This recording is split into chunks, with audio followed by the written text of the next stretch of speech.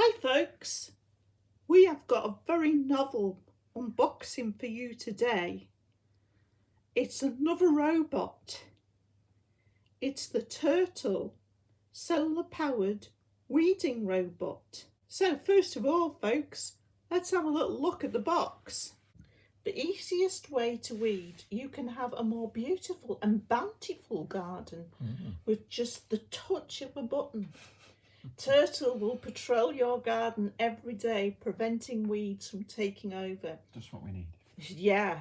Tertill helps ensure that all the nutrients, water and sunlight go to your plants, not weeds, without the need to haul mulch, put down plastic or use chemicals. Now it's solar powered, which is fabulous. Weatherproof, can stay out all year round, connects to an app. We have never actually used weed killer, have we, Paul? No, just a hoe and a trowel and things like that, and it's hard work. Just elbow grease. It's just impossible to keep them down, isn't it? Well, even if you put hours of work in. The trouble is, if you leave it for a few days or a couple of weeks or something like that, you get overrun and. Yeah. So having a look at the back of the box, how does Tertill work? Place Tertill in your garden before weeds have started to grow or right after weeding, and push the start button. Right. There's no programming required. He's weatherproof, lives in the garden all season long. Yeah. And all it needs to run is sunshine. It controls weeds in two ways. Stops them germinating with its specially designed wheels that turn over the earth. Yeah, okay. Chops down sprouted weeds with an integrated whacker string. Like a little mini strimmer, is it? Yes. Uses a simple strategy for telling weeds apart from plants. Weeds are short, plants are tall. So if it's short, the robot will chop it down. If it's high, it'll just turn away and leave it alone. Can weed any type of garden. You need a minimum of 12-inch or 30-centimetre spacing between your plants. Right. So let's get this baby out the box. Okay. Exciting. It is exciting. It's always exciting getting a new utility robot, isn't it?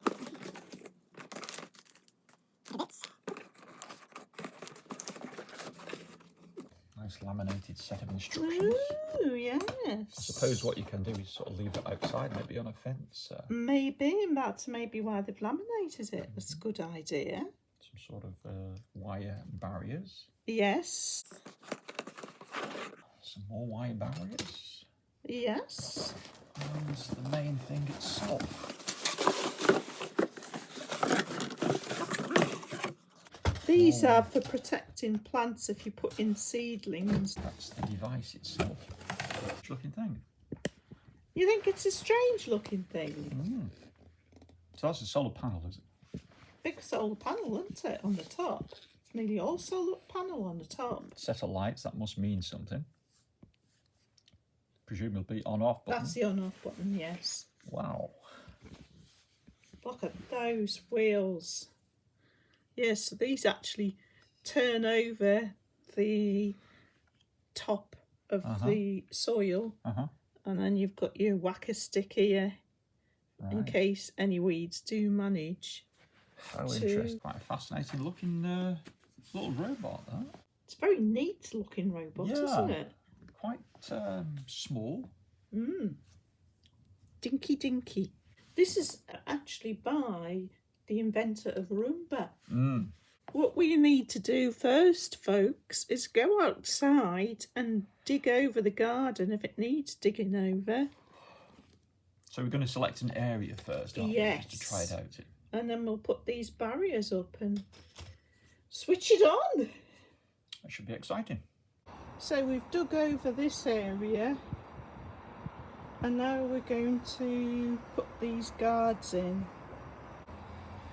Yeah, right by the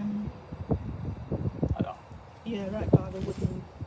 Don't suppose we need them touching, do we? No, I mean you could put them a little bit further apart so you Like that? cover more area, yeah.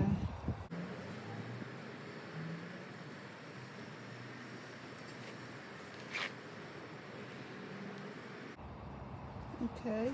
Well, rather than put that one there, maybe put it, yeah, like that. Okay. Stop it getting any further that way.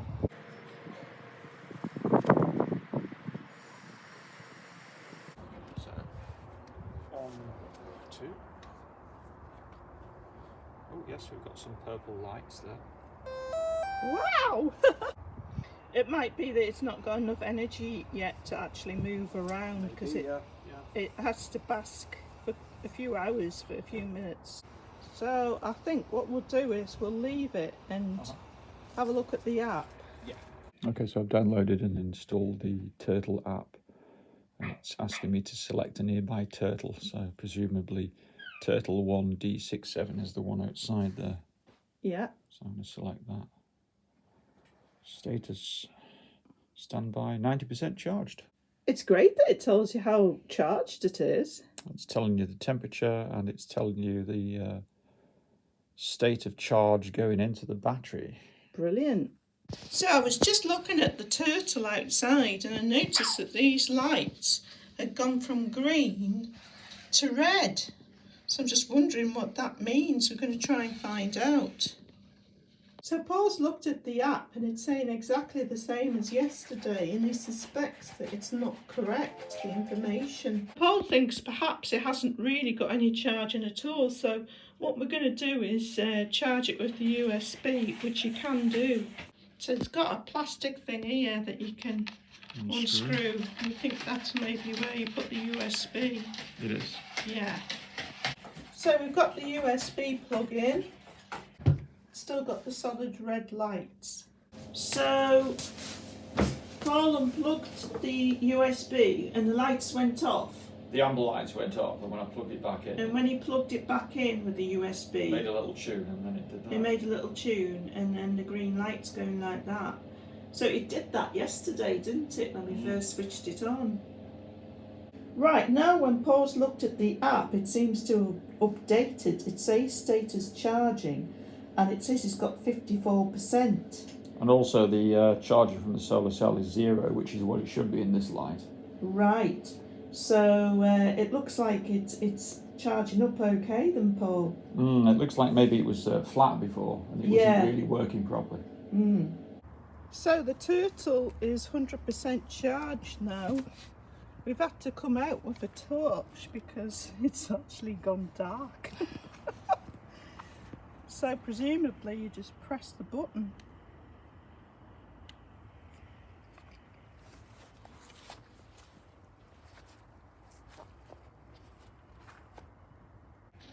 Oh, it's moving! Looks like you have to press it again now.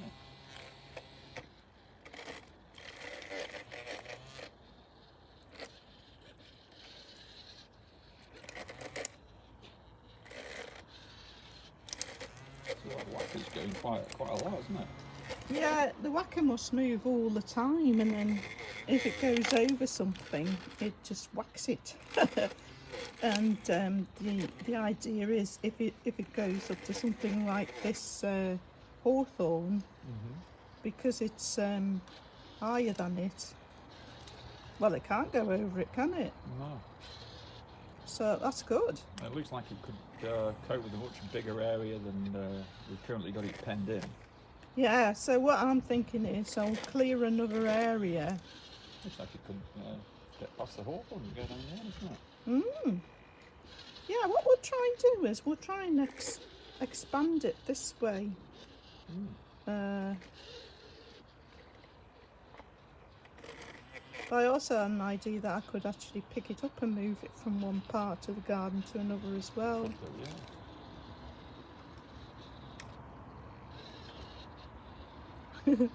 Funny, isn't it? Reading by moonlight.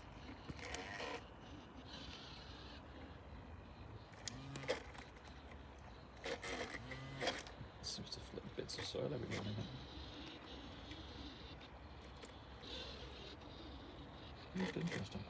I think these metal guards as well, we can probably put them wider apart so that, you know, they just sort of not wide enough for the robot to go through, and then you'd be able to use them to pen off a larger area.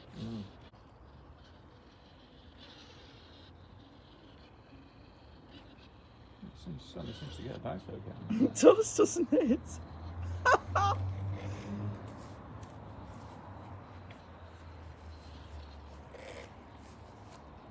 So I should be able to check the status of it inside the house in terms of battery power. But it's, I think I'll look at that now. Yeah, we'll go and have a look at that now. So it's 96%, and the status is it's running. So it's the next morning, and as you can see, the Tertill is charging up from the sun now.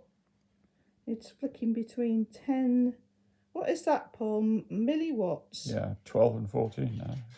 12, 10, 12, 14, it's sort of flicking around there. And the battery's 63% charged.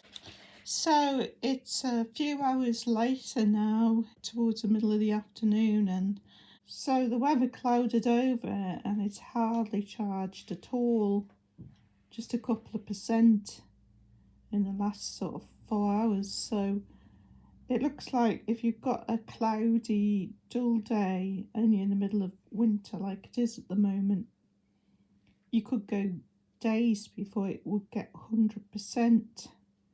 So it only really charges when the sun's out. So I'm finishing this video now, and we'll wait until the Tertill charges up to 100%, just through the solar, and then I'll do an update and say how long that took.